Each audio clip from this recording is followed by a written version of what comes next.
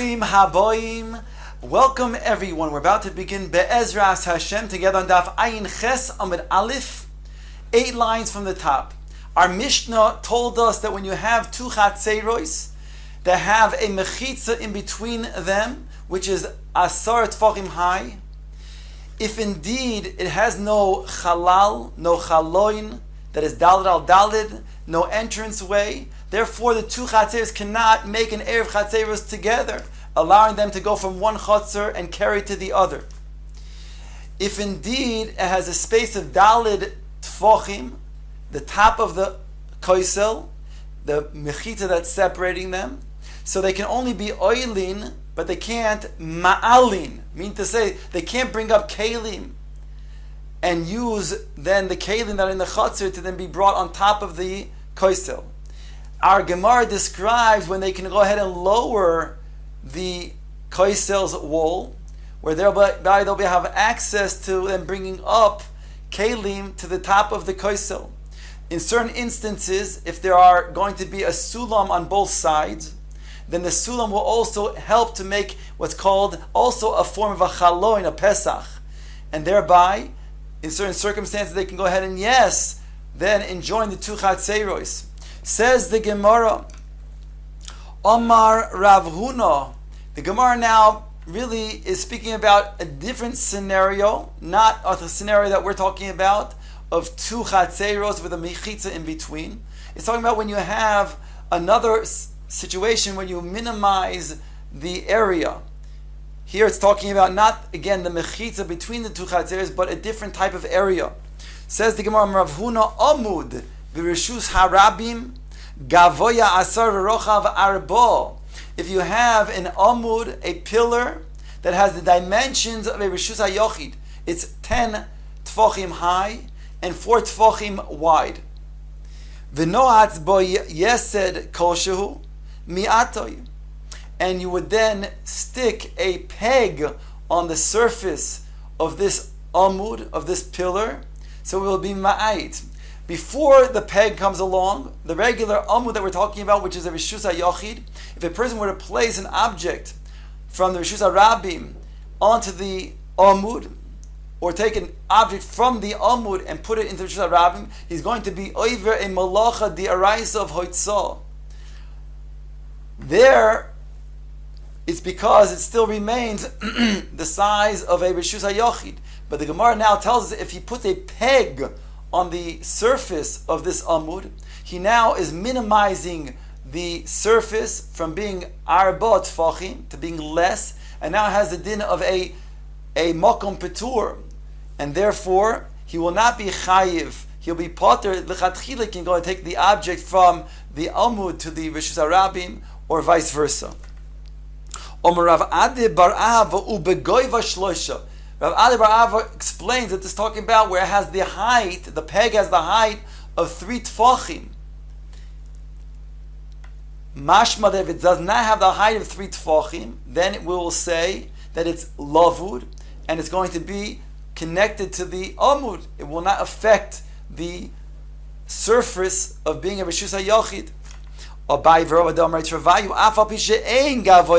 They argue that even if it's not going to be 3 tfachim, still, even if it's going to be less than 3 tfachim, it will also then be valid enough to then be ma'ayet.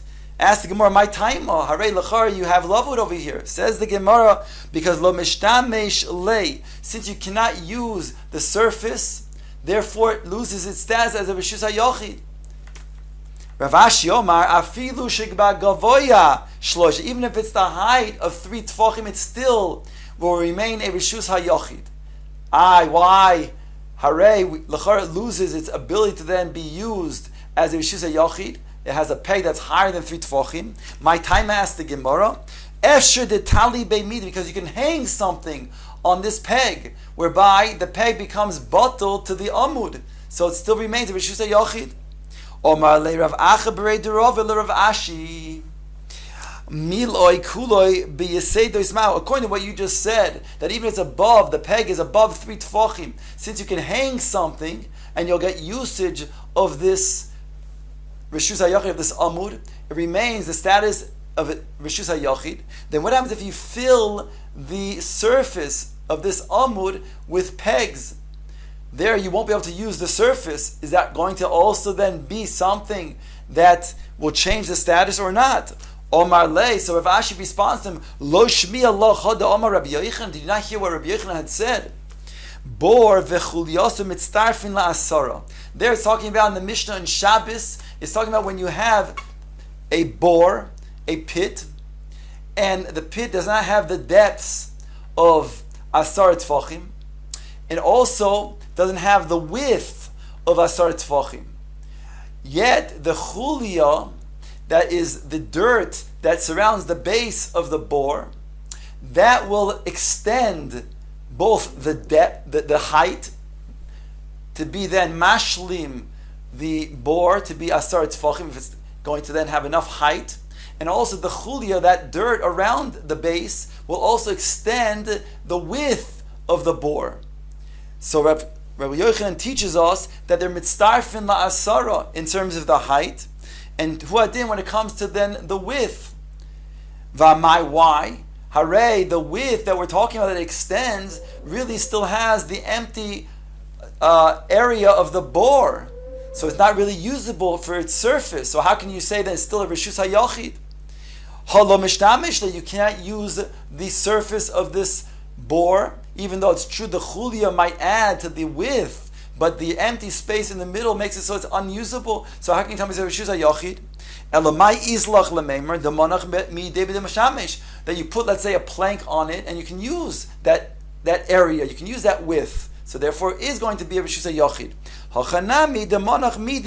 So too over here in our case, even though it has several pegs that are filling up the surface of the Amud, by putting a plank or some sort of board down below, that will make it usable and therefore retain a status of Rishus HaYachid. Now the Gemara goes back to our situation when you have a mechitza between two chatzeros. Again, can you minimize the wall? Sometimes we said if you have a sulam on both sides, then it will actually allow the two chatzeros to enjoin. Just like a Pesach. When you only have a sulam on one side, so then it will allow then, in certain circumstances, to then minimize the size of the wall, and therefore it can bring up kalim to the usage of the top of the wall. Says the Gemara, Amar Rav Yehuda Mar Shmuel, Koisel asara tzorich sulam arba asar lehatiroi. If you have a koisel, there's asar tfachim. So the way that a sulam normally is used is that you put it on a slant against the wall. So therefore, if you're going to use a sulam on each side of the wall, you'll have to have a sulam of 14 tfachim, because 4 tfachim away from the wall, and then at a slant, then will be then against the wall. So if you have such a sulam with that measurement of 14 tfachim, says Shmuel, on both sides of the wall, then the two, that's like a Pesach, just like the chalon, a chalon of dalid al dalid, that will also permit then the two chatzeros for enjoining. They'll be able to then go back and forth and carry from one to the other. Rav Yosef Omar, afidu shloisha asar umashu. It doesn't have to be a full 14. If it's 13 and mashu, because since so long it's going to be within the top tefach, that's going to be also enough to then matir the two chatzeros when you have such a sulam on both sides. Abaye Omar, Abaye said, afilu echad asar umashu.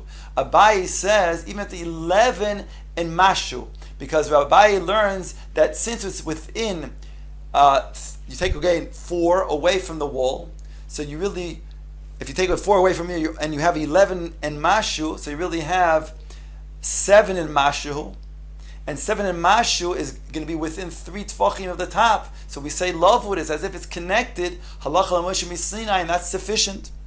Rav Huna de Rav Yeshua Omar, afilu shiva umashu. Now he's learning differently. He's learning the opinion of Rav, which will be stated shortly, that here we're talking about the sulam is vertical. And here we're saying the same concept of lavud. If it's shiva umashu, then it's going to be within 3 tfachim of the top of the wall, and we'll say that it's connected to the asar tfachim at the top, and that's also sufficient. Here's the opinion that we just mentioned, that it's vertical. Amar Rav, sulam zakuf mimayit. A sulam that is vertical, that is going flush against the wall, that is going to be mimayit. Ask the Gemara, and he says, Gemara, v'le'yadana my time. It's a tradition that such a vertical type of ladder is still sufficient to minimize the wall, even though it's not the typical way that a ladder is placed against the wall. But I don't know the reason for this tradition. Omar Shmuel said, V'lo yoda Abba taima da hamilsa. Abba refers to, in a term of endearment, of respect towards Rav, and he said Rav does not know, Abba does not know the reason behind why a vertical sulam is going to be satisfactory to mimayit the wall. Midi dahava istabal. Just like we saw on the previous Amud, when you have a platform on top of another platform, it's going to be at the base of the wall.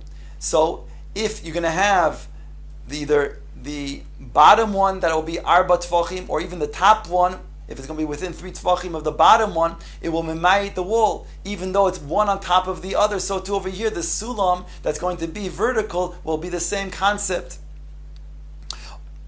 Omar Rabbi Omar Bechia, dekolim shebebavel einan tzrichin keva. The dekel trees of Bavel, the pieces of the dekel tree that are going to be situated at the base of the wall, they do not need keva. In other words, that's sufficient, even though they are going to be mutar letaltel. They're not muktzah because you can sit on them, and therefore, since they're used as things to sit on, they have a purpose on Shabbos, so they're not muktzah. But nonetheless, they're going to be mimayit the wall. We said before, if it's other, that's a davar hamital, that's going to be a davar nital on Shabbos. It's not going to be considered to be something that can mimayit the wall. My time, I asked the Gemara, therefore, why is it going to be satisfactory to use the dekel shebebavel to mimayit the wall? Answers the Gemara, because kveidon koiva'atam, because of their heaviness, they're not going to be moved. It's hard to move them.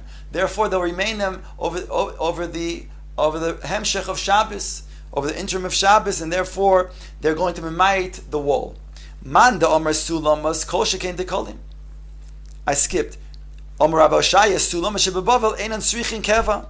He says the sulamos, the ladders of Bavel, they also do not need keva, meaning to say they will also mimayit the wall. My time, I asked the Gemara, for the same reason, keved and kovaton, because they are also heavy, these type of ladders. Therefore, they'll stay there over the course of Shabbos, and again, for the same reason, that's sufficient to make it so that it's going to be a minimizing of the wall.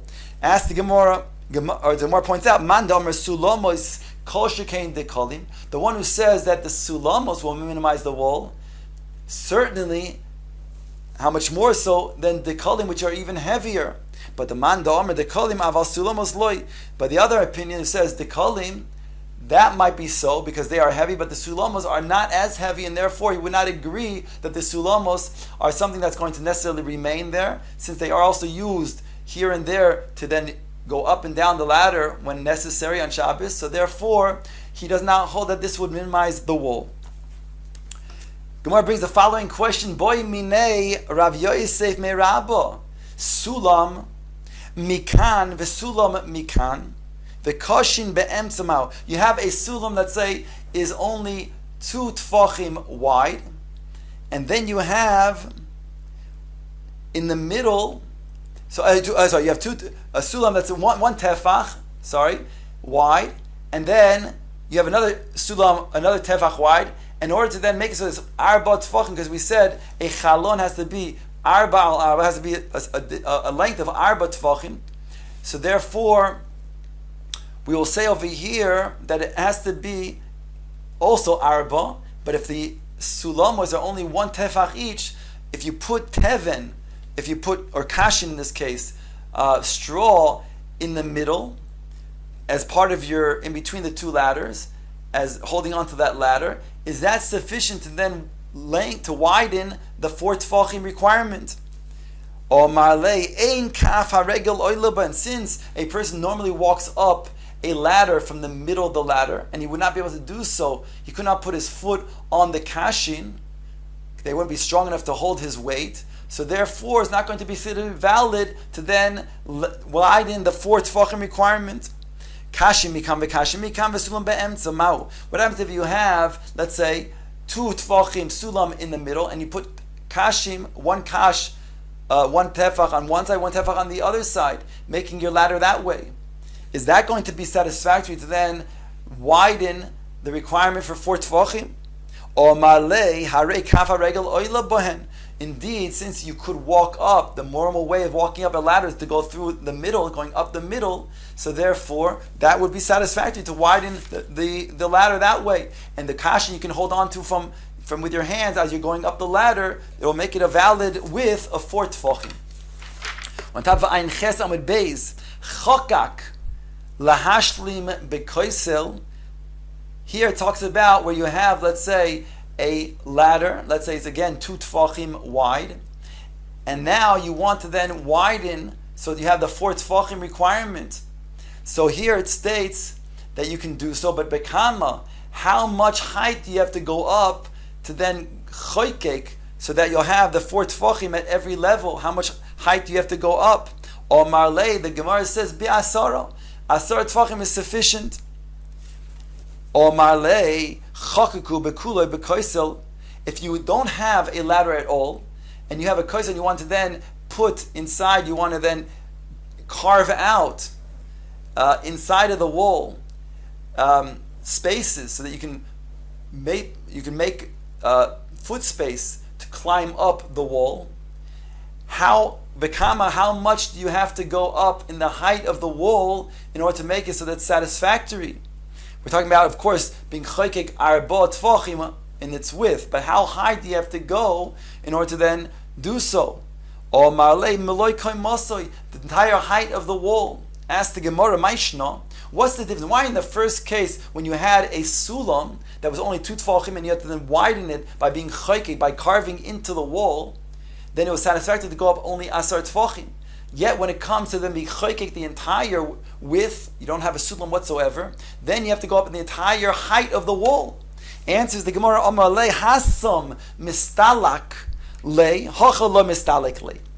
Over there, in the case where you have the sulam, it's easy to go up the ladder, whereby, since it's easy to go up the ladder, then you already can go up asar tefachim and have access that way.